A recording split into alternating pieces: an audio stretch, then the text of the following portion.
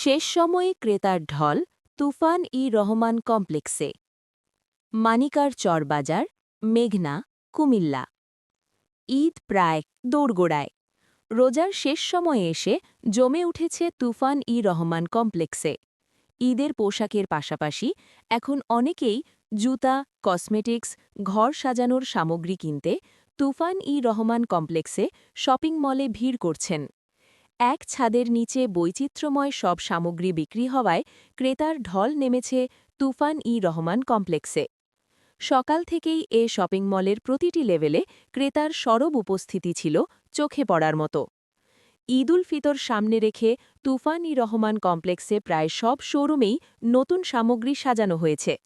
বিশেষ করে নারীদের জন্য পাকিস্তানি ধাঁচের সালওয়ার কামিজ, ভারতীয় ডিজাইনের গাউন ও কাজ করা কামিজ আর তরুণীদের জন্য এমব্রয়ডারি করা থ্রি পিসের প্রতি আগ্রহ বেশি দেখা যাচ্ছে।